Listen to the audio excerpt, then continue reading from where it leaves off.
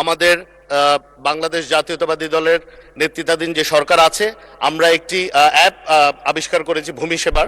সেটির মাধ্যমে কিন্তু যাবতীয় কাজ যেগুলো আগে আমরা নিজে ফিজিক্যালি যে করা লাগতো, সেগুলো এখন ডিজিটাল ওয়েতে হচ্ছে। প্রথমে বক্তব্য রাখার জন্য অনুরোধ জানাচ্ছি মীর মোহাম্মদ হেলাল উদ্দিন, চট্টগ্রাম 5, সময় 7 মিনিট। বিসমিল্লাহির রহমানির রহিম। মাননীয় স্পিকার, আপনাকে ধন্যবাদ। আমি বক্তব্যের প্রারম্ভেই শ্রদ্ধাভরে স্মরণ করছি মহান স্বাধীনতার ঘোষক বাংলাদেশের প্রথম রাষ্ট্রপতি শহীদ রাষ্ট্রপতি জিয়া রহমান বীর উত্তমকে। একই সাথে শ্রদ্ধাভরে স্মরণ করছি বাংলাদেশের গণতান্ত্রিক আন্দোলনে যিনি আপসীর নেত্রীর ভূমিকা ছিলেন, আমাদের সকলের শ্রদ্ধেয় এই উপমহাদেশের অন্যতম জনপ্রিয় নেত্রী, বাংলাদেশের সাবেক প্রধানমন্ত্রী, বাংলাদেশ জাতীয়তাবাদী দলের সাবেক চেয়ারপারসন দেশনেত্রী বেগম খালেদা জিয়াকে। মাননীয় স্পিকার, আজকে এই রাষ্ট্রপতিকে ধন্যবাদ জ্ঞাপনের যেই দিনের কর্মসূচি, সেটা শুরুতেই আমি আজকে বিশেষভাবে স্মরণ করতে চাই আমাদের তরুণ প্রজন্মের কথা। আমি বিশেষভাবে বলতে চাই, কারণ বাংলাদেশের যুবকরাই আমি মনে করি আমাদের সবচেয়ে বড় শক্তি। তারা আমাদের শুধু ভবিষ্যৎই নয়, তারা এই দেশের বর্তমান চালিকা শক্তি।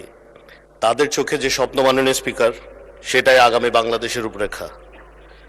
আমরা যদি তাদের জন্য একটি স্থিতিশীল পরিবেশ, সুযোগ ও সঠিক দিক নির্দেশনা নিশ্চিত করতে পারি, তাহলে তারা এমন বাংলাদেশ গড়ে তুলবে যা শুধু আমাদের কল্পনাকেই ছাড়িয়ে যাবে তা নয়, তারা বাংলাদেশকে একটি অনন্য উচ্চতায় নিয়ে যাবে ইনশাআল্লাহ। তাই আমি বিশ্বাস করি বিভাজন নয়, ঐক্যই আমাদের তরুণদের সবচেয়ে বড় প্রেরণা।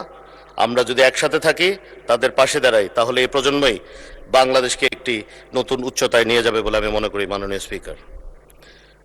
স্পিকার, এই পার্লামেন্টারি ডেমোক্রেসির মধ্যে একটা জিনিস আমি সবসময় এটা মনে করতে চাই, সেটা হলো parliament should remain a place for constructive debate, not destructive confrontation.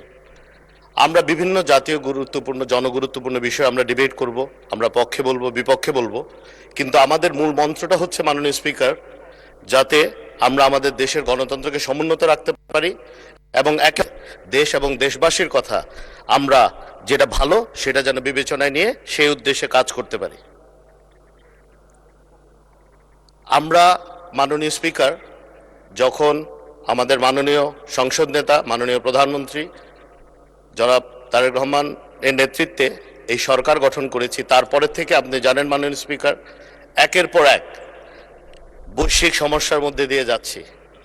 আমি আন্তরিকভাবে ধন্যবাদ জানাতে চাই মাননীয় প্রধানমন্ত্রী এবং সংসদ নেতাকে, যে এই শত প্রতিকূলতার মধ্যেও নিরলস পরিশ্রম করে পুরো জাতিকে ঐক্যবদ্ধ করার প্রচেষ্টায় উনি বাংলাদেশকে সামনের দিকে এগিয়ে নিয়ে যেতে চাচ্ছেন এবং আন্তরিকভাবে উনি চেষ্টা করছেন যেন একটি বৈষম্যহীন সমাজ গড়ে আমরা সেই বৈষম্যহীন সমাজে সকলকে ইনক্লুসিভ পলিটিক্স নিয়ে আমরা যেন দেশ ও দেশের মানুষের কাজ করতে পারি। মাননীয় স্পিকার, যেহেতু আজকে 5 মিনিটের জায়গায় 7 মিনিট পেয়েছি, দু একটা কথা না বললেই না। মাননীয় স্পিকার, আমি যে এলাকা থেকে সংসদ সদস্য নির্বাচিত হয়েছি, চট্টগ্রাম 5 হাটাজারি, অত্যন্ত ঐতিহ্যবাহী এবং সংবেদনশীল একটি সংসদীয় আসন, যেটি ধারণ করছে হাটাজারি এবং লোকনাথ সেবাশ্রমের মতো অত্যন্ত ঐতিহ্যবাহী কিছু প্রতিষ্ঠান আমাদের এখানে আছে। মাননীয় স্পিকার, বাইরে থেকে কি মনে হয় আমি সঠিক জানি না বা কি হয়, কিন্তু হাটাজারিতে বাংলাদেশ জাতীয়তাবাদী দলের যে রাজনৈতিক কনসেপ্ট, বাংলাদেশি জাতীয়তাবাদ তথা রংধনু জাতি গঠনের যে প্রত্যয় আমাদের রয়েছে, এটির একটি অনন্য উদাহরণ হচ্ছে এই আমাদের চট্টগ্রাম 5 হাটাজারি এবং বাইজিৎ। এখানে আমি আপনার মাধ্যমে সকল সংসদ সদস্যদেরকে বলতে চাই, এই যে ঐতিহ্যবাহী হাটাজারি মাদ্রাসার কথা বললাম, তার ঠিক পাশেই দীর্ঘদিন ধরে একটি প্র্যাকটিসিং কালী মন্দির আছে। তারা সেম বাউন্ডারি ওয়াল শেয়ার করে, তারা সব কিছু একই সাথে, তাদের দোকানগুলো একই সাথে, কিন্তু আজকের দিন পর্যন্ত সেখানে কোনো ধরনের অস্বস্তিকর পরিবেশ বা কোনো বৈরী পরিবেশ সৃষ্টি হয়নি। এটি একমাত্র সম্ভব হয়েছে আমাদের দলের যে রাজনৈতিক দর্শন, সেটি আমরা জনগণের মাধ্যমে আমরা জনগণের কাছে আমরা পৌঁছে দিতে পেরেছি এবং একই সাথে আমাদের এলাকাবাসী যারা হাটাজারি এবং বাজিদের জনগণ আছেন ওনারাও আমাদেরকে সহায়তা করেছেন যেন আমরা ঐক্যবদ্ধভাবে থাকতে পারি। এই কথাগুলো বলার উদ্দেশ্য হচ্ছে মাননীয় স্পিকার, আমরা বাংলাদেশে বিভিন্ন ধর্ম গোত্র বর্ণ মানুষ আছি। বিশেষ করে আমাদের কাছেই মাননীয় সংসদ নেতা আমাকে একটি অ্যাডিশনাল দায়িত্ব দিয়েছেন পার্বত্য চট্টগ্রাম। সেই পার্বত্য চট্টগ্রামের 11টি সাম্প্রদায়িক গোষ্ঠী বাংলা ভাষাভাষী সহ 12টি সাম্প্রদায়িক গোষ্ঠীর সহ অবস্থান আছে।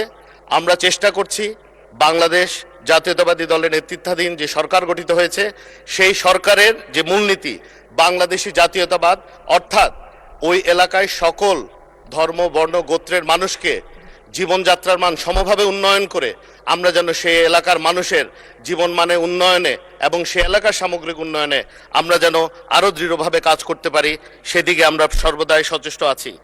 একই সাথে মাননীয় স্পিকার, আমাদের মাননীয় মন্ত্রী ভূমিমন্ত্রী মহোদয় এখানে আছেন, আমরা আজকেও এটা নিয়ে কাজ করেছি।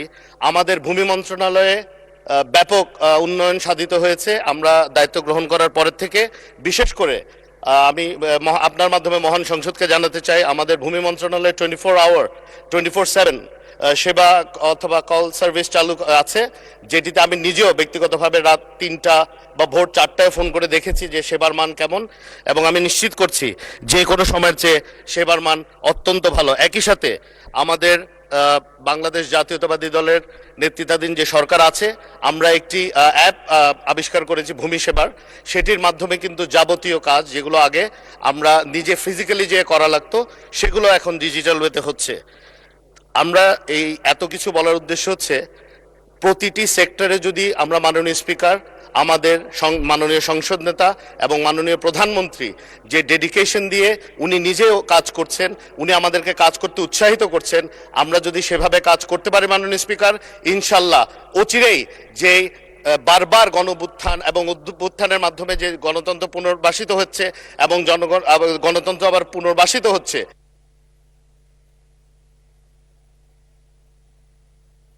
এক মিনিটে কনক্লুড করেন। 1 মিনিট দেওয়া হলো নতুন কোনো অবতারণা করবেন না, কনক্লুড করার জন্য। জি মাননীয় স্পিকার, যেটা বলতে চাচ্ছিলাম যে আমরা যদি ওনার ফুটস্টেপটা ফলো করতে পারি, ওনার স্পিরিটটা আমরা ধারণ করতে পারি এবং যতগুলো গণ অভ্যুত্থান হয়েছে সেই স্পিরিটটা যদি আমরা ধারণ করতে পারি, আমরা ঐক্যবদ্ধভাবে যদি দেশের উন্নয়নে নিজেকে আত্মনিয়োগ করি, অবশ্যই মাননীয় স্পিকার ইনশাল্লাহ আমরা আমাদের সেই কাঙ্ক্ষিত লক্ষ্যে পৌঁছে যাব এবং পৃথিবীর বুকে বাংলাদেশ একটি উজ্জ্বল দেশ হিসেবে এবং উন্নত দেশ হিসেবে মাথা তুলে দাঁড়াতে পারবে।